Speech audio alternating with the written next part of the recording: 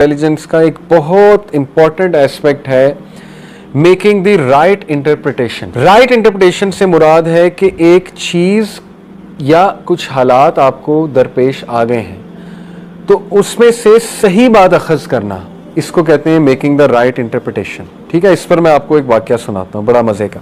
इशफाक अहमद लिखते हैं, वाक़या शायद फ़र्ज़ी है लेकिन फ़र्ज़ी वाक़यात से अगर हम कुछ लेसन लर्न कर लें तो इसमें कोई हर्ज नहीं।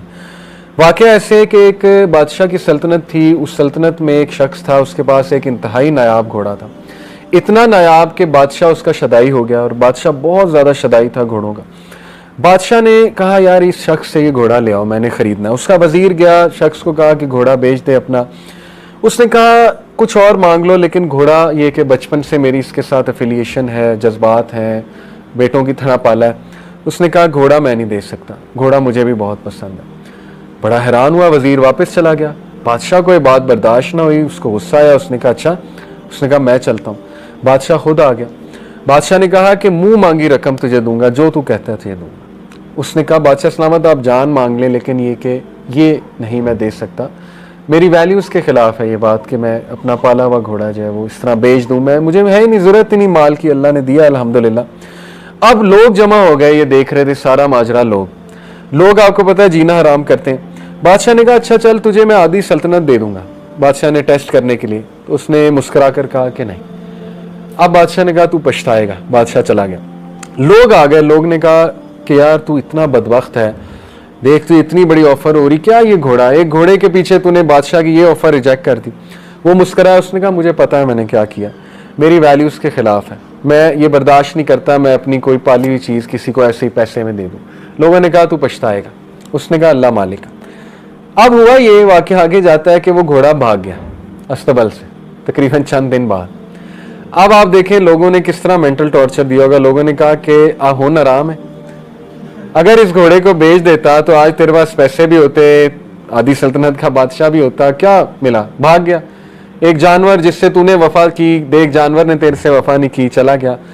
वो मुस्कुराया, उसने कहा बस यही था किस्मत में, कोई बात नहीं, मेरा उसका साथ इस तरह लिखा हुआ था, अल्लाह ताला ने जो देना है देना, हो सकता है अल्लाह मुझे इसके बदले बहुत कुछ दे दे। अब हुआ ये मजे की बात, लिखने वाले लिखते हैं कि वो घोड़ा अपने पीछे 12 घोड़े ले आया जंगल से। वो घोड़ा ऐसा था, घोड़ों का सरदार था। अब जब वो 12 घोड़े उसके पीछे आ गए तो लोग फिर जमा हो गए। अब लोगों ने रवैया चेंज कर लिया। बताने का मकसद पता है क्या राइटर का, कि लोग चेंज होते हैं वाकयात के मुताबिक, हालात के मुताबिक। एक वाक्य को पकड़ के ना पूरी लाइफ को पेंट कर देते हैं। अब लोगों ने कहा अच्छा तू तो बड़ा अक्लमंद है, तूने तो इसको ट्रेन किया हुआ था, हमें तो पता ही नहीं, असल में तू 12 घोड़े और लाना चाहता था ताकि एक की बजाय 13 घोड़े बेचें और तुझे ज्यादा माल मिले। तो वो हंसा, कहता नहीं नहीं तुम लोग बेवकूफ हो, ऐसी कोई बात नहीं, बस अल्लाह ने देना था, अल्लाह ने मुझे इसके बदले दिया और मेरा अल्लाह पे बिलीफ है, जो होता है बेहतरी के लिए होता है। वो अभी तक राइट इंटरप्रिटेशंस कर रहा है। ठीक है, उसके बाद ये हुआ कि उसके घोड़े पे उसका बेटा बैठा हुआ था, इकलौता बेटा, घोड़े ने उसे गिराया, उसके बेटे की टांग टूट गई। अब वो फिर आगे लोग, देखा मनूस घोड़ा है, तेरा इकलौता बेटा, तेरा कौन सहारा बनेगा। उसने कहा भाई देखो ये अल्लाह की तरफ से हुआ है, अल्लाह मालिक है, मेरा सहारा अल्लाह है, मेरा बेटा ठीक है इसकी टांग टूट गई, लेकिन ये कि दुख तो बहुत है, बट ये कि मेरी नज़रों के सामने रहेगा, चलो अल्लाह ताला इससे कोई बेहतरी लाएगा। ऐसा ही हुआ। जंग छिड़ी उसमें इलाके में, और उस तक दौर का रूल था कि हर ऐसा बच्चा जो चल फिर सकता है उसके हाथ में तलवार पकड़ाई जाती थी कि आ जाओ भाई।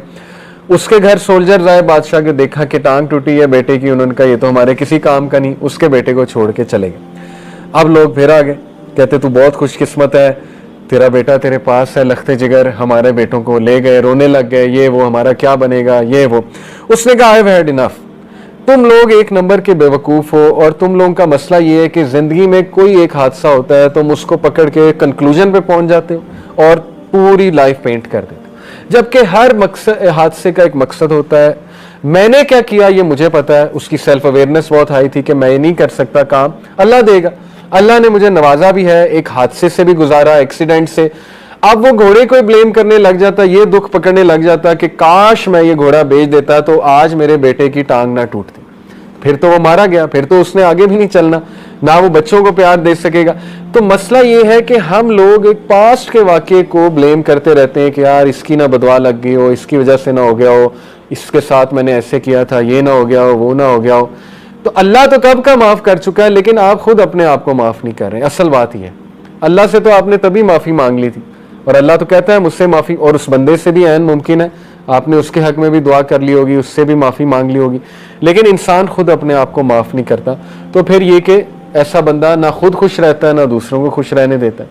इसलिए राइट इंटरप्रिटेशंस, देखिए मैं आपको हमारी मिसाल देता हूँ। अभी रिसेंटली आपको पता है कि यूथ क्लब के खिलाफ एक वेव चली, बहुत से लोगों ने क्लिप्स बनाए, बातें की, हमें बहुत दुख हुआ।